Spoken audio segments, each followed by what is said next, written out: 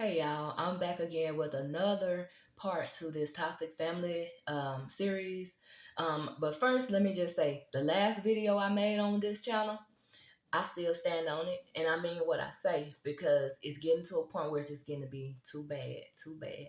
So I just want to be clear on that. I ain't backing back on my word. I mean what I say, and if I'm gonna say it, I'm gonna stand on it. So, no offense to nobody, but you know if it's you or not. But anyway, so let's move on. Let's move on. Let's get back into this toxic family. I done told y'all about the dipping stuff and all that type of stuff. Okay, so now moving on with the story. Okay, so at this point, we living in Bennett Circle.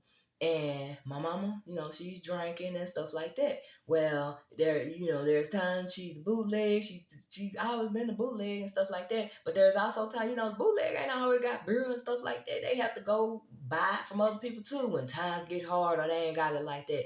So there was a point in time where there was this man that used to say they used to go hang out at his house. Drunks hang with drunks, and they used to go and we was kids. We had to go with them and stuff. And so there was this one man that lived not far from us. My mama, she sent me to his house a few times to get her beer. The first time she sent me to that man's house, the man was saying all some confusing things to me and, telling me how pretty I was and stuff like that and, touch on my arm and all that stuff, and it was uncomfortable. But, I was a little kid and then it kind of threw me off, but I did tell her I ain't want to go back over there. Now, my mama ain't no trustworthy person.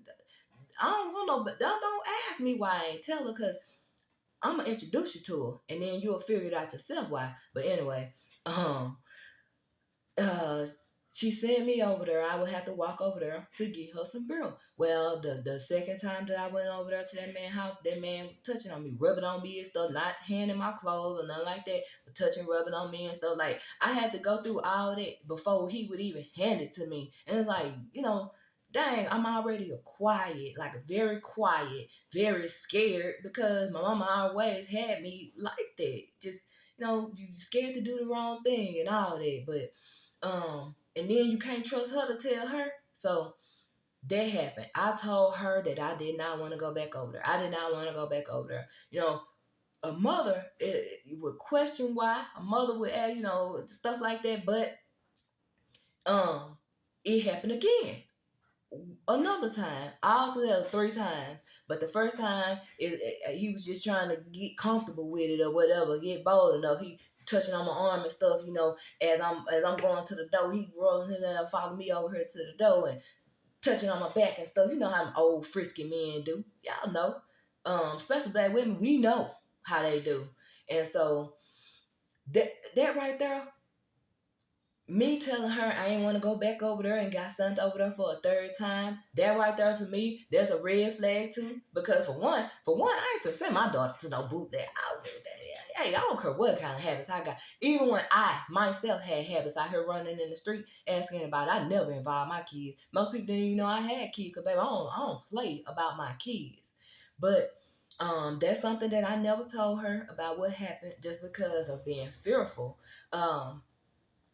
There was an incident where another female family member that was younger than me, a female family member, she told my mama that a grown man touched her. She told her that. And so my mama, oh, he touched you and this and that. But this same female told my mama that she saw this man touch me too. What she say that for?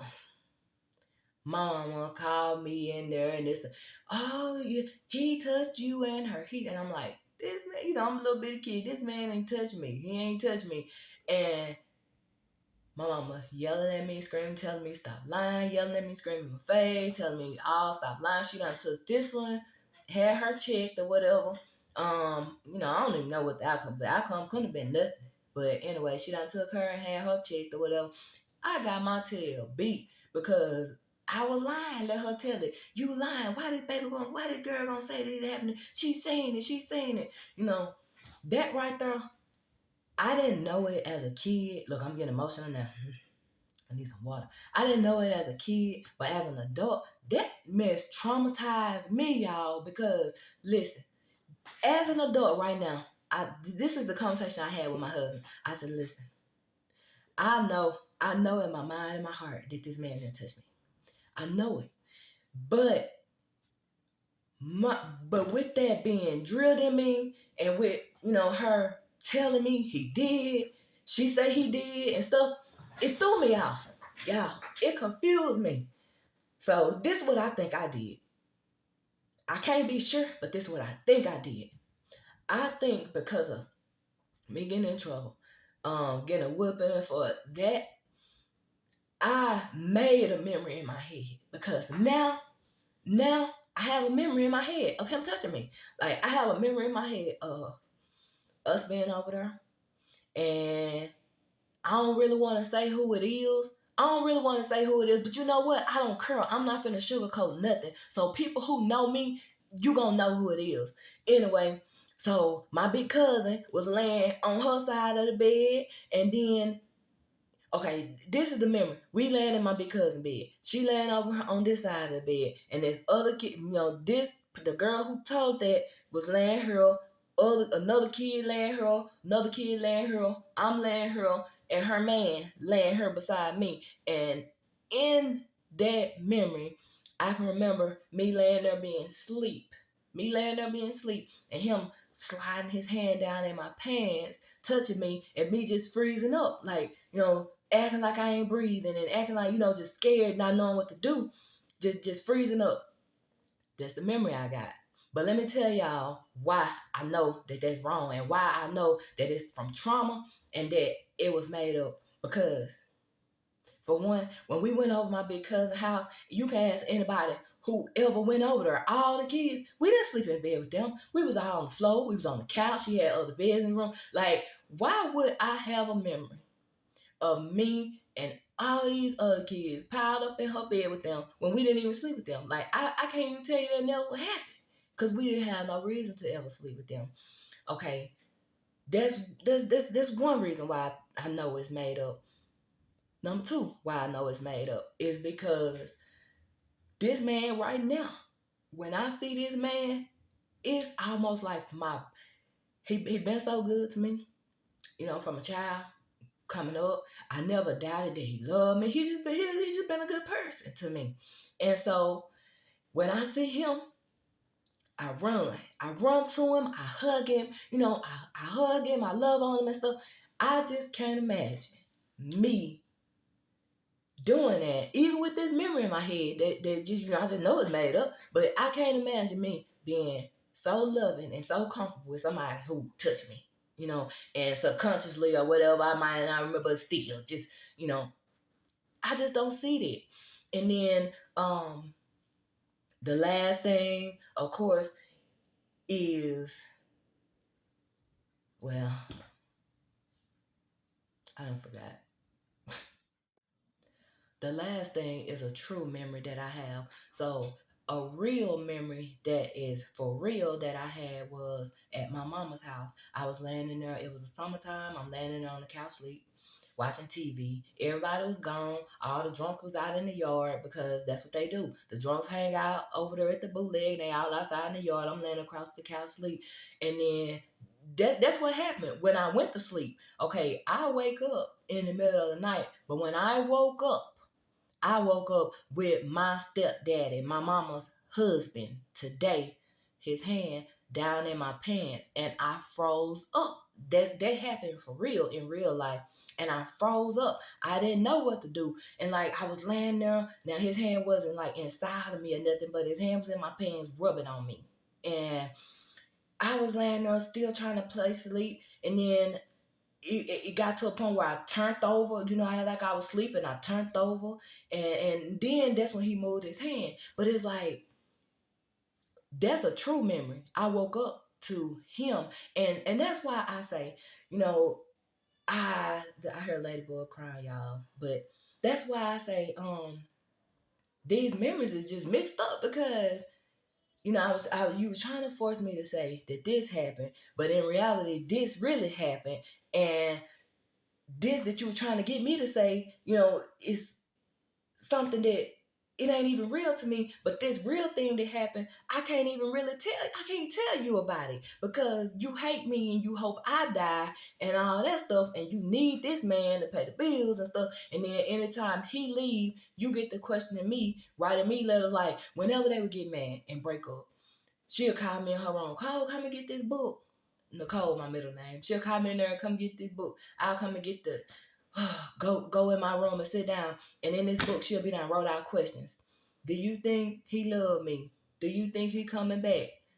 How long you think he gonna be mad? Now, little bitty kid, little bitty kid. I was probably fourth, fifth grade, all that type of stuff. And I'm having to answer questions like this for my adult mother who's insecure over a man. You know what I'm saying? That stuff that you don't even ask kids. How you gonna ask a kid those questions? But I used to have to answer those questions for my mom. Like I really did. And if I'm being honest, I ain't trying to talk down on her. But as a woman, that's some weak-minded stuff because if you go to your kid and ask those type of questions, like you ain't even have nobody, you go sisters, cousins, that's mentally destroying your daughter. That is some weak-minded stuff. Like after that incident with my stepdaddy touching me, like I can remember after that, I was almost like in shock because it was like, I questioned myself for so long. Do he know what he did to me? Was he drunk? Like, I'm asking myself, should I say something to him? Do he know he did that? He was drunk. So, like, I'm over here trying to make it right as a kid in my mind for a grown, no good person. Okay, so after that, let's see, time went on. I don't know how much time went on, but there was a second time. I was in my bedroom and I woke up and he was standing over me. And I hollered out, Mom. My mama had been drunk. It was like, I think it was Sunday. And if y'all know Sunday boy, she just threw. But anyway, my mama was drunk and passed out. So I holler, Mama, tell Marcus to get out of my room. And he was drunk again, talking about him. Oh, girl, Cole, I ain't doing it to you. I'm like, why are you in my room? I went in that kitchen and I got a knife. And well, I ain't got nothing close by me, but I went in that kitchen and I got a knife. And I was, juking at him with that knife or whatever. And I told him, don't you never come in my room. And I was yelling, screaming loud. But she was so drunk. It didn't even matter. But I was juking at him with that knife. What I did that very same night, I got a shoe out of my closet and I beat my room down. Beat it. Anybody who came over there know my room door was broke. I got a shoe and I beat that door to where you couldn't even open it from the outside. Couldn't nobody open it but me. I did that. And I put that knife under my pillow and it didn't move. He also got a brother. He got a brother named Anthony. That's the one I mentioned in that pervert video. Okay, so Anthony, he used to come over there every single day after work. When he got out of work, he would come over there and drink him a beer or two, stand out there and talk to his brother. We had the picnic table outside because all the folks hang over there. So they would either stand outside at the picnic table or they'll stand up in the living room in the house. But Anthony, he just one of them. Like, if you could just imagine a lonely man that just sit there and just watch women and just prey on women, or I don't even know how to explain this man, but other than a perverted. But that's what they used to do, just stand there and watch. And the thing about this, with Marcus touching me, I know that he had to mention that to Anthony because Anthony used to say all this stuff to me in front of Marcus. Marcus wasn't no protection to me. That's why I say, that's why I encourage y'all to get y'all a good man, a guy. You can't just throw no stepdad in the house with these kids and expect them to be a good man to these kids. He wasn't no good man role model for nothing because he wasn't even a protector. Like, he had to tell his brother the things that happened because why was he so comfortable? I come out of my room, oh, Cole, you getting sexy, girl, you growing up, and I'm like, what you saying that to me for? Saying this, and then he had to be funny to him. And Marcus standing there not saying nothing, just standing there with him, not saying nothing. And I'm like, he would say stuff like, oh, you so sick. Oh, girl, if you were grown, I'd do this to you. And, just all kind of stuff he would just say to me all the time. And it had me to a point where I HATED that man. to my soul. When he would come over there, I just knew it was gonna be harassment and stuff. I would lock myself in the room. I spent summers locked in the room. The book Charlotte's Web, I read that bitch 13 times one summer to stay away from a pervert. I read that book front to back 13 times one summer. Yeah. This what toxic childhood trauma do to you. And the truth of the matter is, I'm 38 years old, and I'm just now getting it off my chest. It's been in me, in my body, in my mind, my whole life, ever since it happened. I'm just now getting it out. This is what's helping me get over the hill. Like, a lot of people say, "Oh, why do you put your business out?" And stuff. Listen, my business been in me. All the wrongdoing, the mistreat, the hurt, the pain, and stuff. Like, did nobody know that she was telling me I hate you and I hope you die and stuff? Like, all this stuff that's been inside of me, it had me sick, like physically. It had me down. And then I got to a point where it's like, the closer I was getting into God, the more God was just bringing that childhood trauma back into my face. Because it's like, girl, you got to face it. You ain't got no choice. You got to purge it, get over these feelings. You're going to have to cry. You're going to have to get over this so you can move on. And that's what I've been going through. I did a lot of crying before I got brave enough to make these videos. Like, I used to just cry. But I understand the process. I know God, I got to get rid of all these feelings. And, if I'm just keep holding it in, never even say nothing or never nothing, and just keep all this within me, I'll never release it.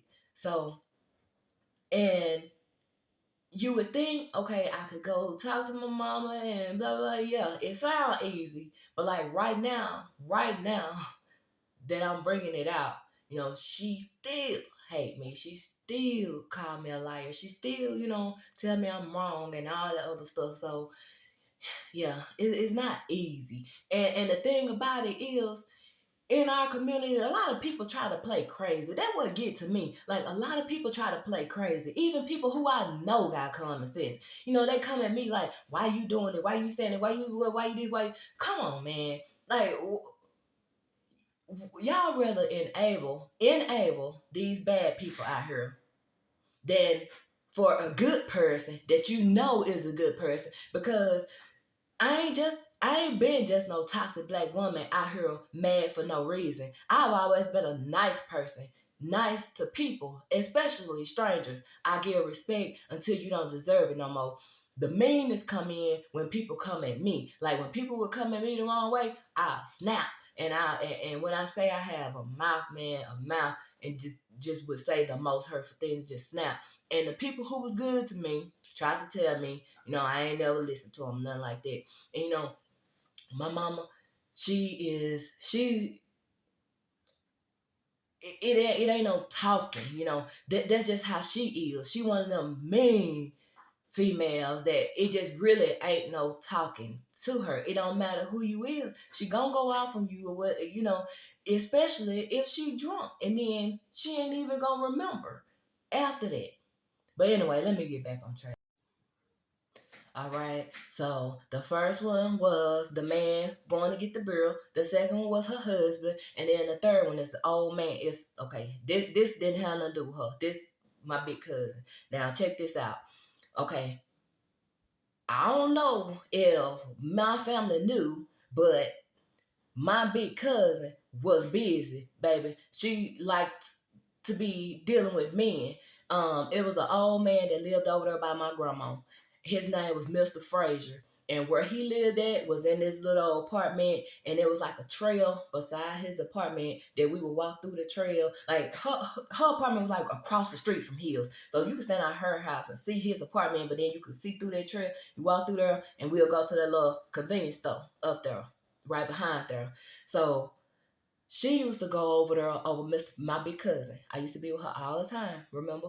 She used to go over there over Mr. Frazier's house and used to let Mr. Frazier feel on her.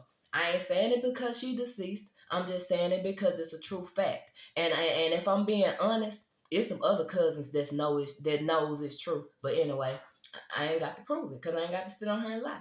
But anyway, she used to go over there and let Mr. Frazier touch her. Now everybody in my family know the story of her telling me to cover my head, cover your head, Cole, whenever another man touched her. You know, that they know that she already had me in front of her with a different man and they was having sex. And because it was a joke in my family. When she told you, cover your head, remember she told you, cover your head, yeah. So they know that she'll do things like that in front of me. Anyway, so, but this man, she used to go over there all the time and get money from him. She'll go over there and I have to put my head down or they'll go in the room while I'm sitting there watching TV. And that man, he'll give me some snacks or something to snack on. I'm not playing with you. He would give her the money and we'll go up to that store and get pickles and cigarettes and whatever else she had, you know, skulls. She dipped skulls, so we'll be dipping skulls together and all that stuff. But yeah, so there was one incident when I was at my grandmother's house. And she, of course, she didn't know none of that was going on. But anyway, I was at my grandma's house spending the weekend, and she sent me over to Mr. Frazier's house for some sugar or something. I don't remember what it was. But anyway, that day, I went over there asking Mr. Frazier, and he was old, what, probably 70 something, maybe, you know, yeah. I don't care what nobody say. Y'all know what I'm saying with them old frisky men, especially with a girl. Like, I was cockeyed, I was quiet. You know, they didn't think I was gonna tell nothing. Like, and I was scared. Like, if I'm fearful of my own mama, like, people can tell. Like, men just prey on. I was the perfect prey. So, this man, he was rubbing on my booty as I'm, you know, leaving out the house and stuff like that. And I hurry up and got on out. I don't even think I went back to his house no more after that. I don't even think I went back to his house with my cousin after that. And as a matter of fact, I told her what he did. And, you know, I think that might be the reason why I didn't go back. She may not have took me back over there.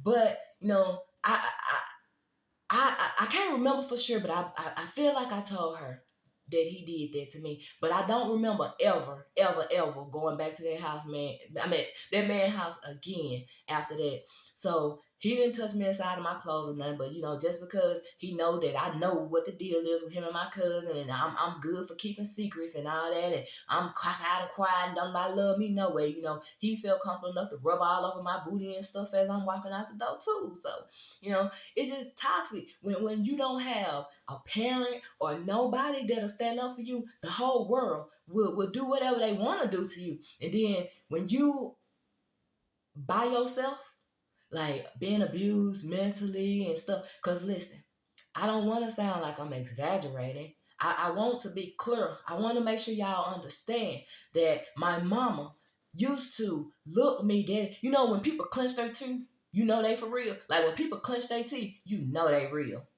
And that, I hate you, you little bitch. I hope you die. You ain't my motherfucking daughter. I hate you. I don't even know why the fuck you here. Like, I don't even want you. You ain't my motherfucking daughter, little bitch. I hate you. That right there. You know, that right there. And then when she would do that, let me tell y'all what I used to do. She would do that, and it got to be so routine, you know, where I was so used to all that. I would go in my room. I'd go in my room and get in the mirror, stand in the mirror. Like, it would be times I'd be in the mirror combing my hair, and she'd be down and said that. I got my mirror right here. I ain't finna turn this camera. But I'm gonna flash the phone in the mirror. I'll be in the mirror. I hate you, bitch. You ain't my daughter. I hope you die. Lie, lie, lie. I forgot that ain't how I used to do it. I hate you, bitch. You ain't my daughter. Hope you die. La, la, la. Something like that. But I had made up a song. I told y'all that before. You know, it had to be traumatizing and toxic for me to make up a song. I hate you, bitch. You ain't my daughter. Hope you die. La, la, la. Like, what? It was said so much. Listen, have you ever heard of kids overachieving or just doing a lot? When I told y'all my dad had me smart already, let me tell y'all something. It is a 100% fact. On God, on everything that I love. I made straight A's in school. Straight A's on my report card up until 5th grade. I never saw another letter until 5th grade. 5th grade, was hard. The year started off hard, with school clothes. And I can remember that one year, boy, I got a pair of Sean Kemp high top tennis shoes, and I wore them things out. They was stinking and all by the end of the year. I wore them out because that was the first time I got something, for a long time. And so I wore them shoes out. But fifth grade was hard because, you get to a point where you start transitioning as a kid. And then, I was up late, so I would be sleeping in class. And then fractions was so hard. Fraction was the hardest thing for me to learn. And one day I came home. And now, mind you, my brothers, the oldest one was in another state, and the other two, one older than me, one younger than me, they weren't even going to school. Like, I think the other one had dropped out or about to drop out, or he was skipping. Like, they were staying in trouble and in lockup and stuff, so they weren't really in school. And so I went to my mama and asked her about the hell with the fraction. That's the one and only time I ever asked my mom for help. I regret ever asking her, and I thank God I never had to ask her again because she dogged me out in front of them two. Them two that don't even go to school. Them two that skip school. Like, in her bedroom. I tried to leave. I tried to tell her, never mind. It's okay. I figured I'd let it. No, what I do that for? I shouldn't have. You dumb motherfucker. You mean to tell me you can? And then she did. She did. On everything I love. She tried. She sat there and tried to explain it to me.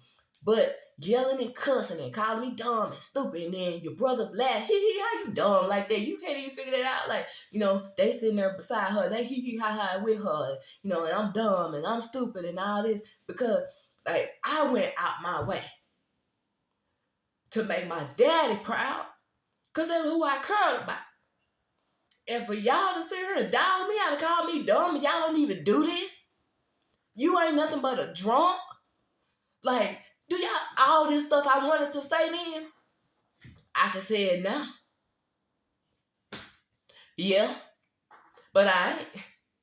Cause it ain't, I don't care about that. But the things I couldn't say as a child, that's why I'm doing it now. That's why I'm doing it now. Cause I'm far more, forget all that. I ain't even finna go. Far more past, way advanced, more than any of them who ever called me a dummy. And I come with receipts. But anyway, y'all, my phone battery is about to die. Like, I really wanted to continue on with this story, but I'm sitting here now telling me my battery run low, some features might not work. So I'm gonna have to go on and cut this short. But it's not, I got some more to go on to this story. Everything that I feel like I need to get out of me, I'm gonna get it out of me, and I don't care who like it, I don't care who don't like it. I'm just gonna say that. I'm a real person. You don't even have to be here. The ones who is, I do appreciate you because listen, I know that it's people out here that's going through this stuff with me. There is people out here that done held in way more than I've held in. Like, it's so many people out here that's hurting right now. And I want y'all to know you don't have to keep doing this. And I want you to know, look at me. This what happens when you hold stuff in for all these years. It does not go away. Like, it don't go away. I don't care how much you try to put it out your mind. Because believe me, I've done it. It don't go away. So, when I tell y'all to pray, like, everybody say pray. Some of y'all don't even believe in God. Some of y'all just go through the motion. Y'all say y'all believe in God just because of what you was taught to do. Or that's because of what your mom and them do. Or something like that. Like, I know because I walked in all them shoes. Doubting this and doubting God and not believing, now believing this. Like, I done been through it all. But look, the only thing, one that changed my life is starting to pray for real. I opened my mouth and said, God. And I just continued. And that right there opened the door. Praying and showing gratitude. When you thank God for nothing at all, you ain't even got to have just thanking, just start thanking Him. Showing gratitude to God will change your life. But praying to God, He will start to move things. He will start to line stuff up. When I started praying to God about a change in my life, the pervert Anthony, he started showing back up in my life. I prayed to God for clarity, wisdom, understanding, and knowledge.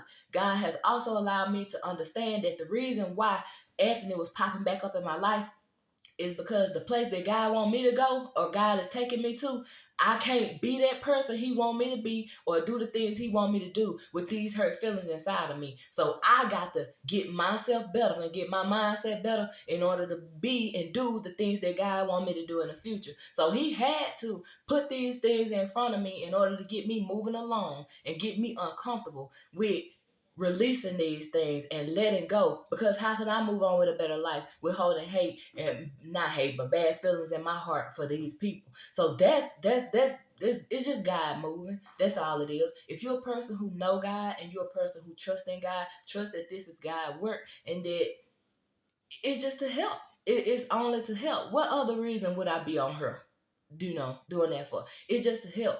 It's done out of pure love. But I'm also willing to be the example.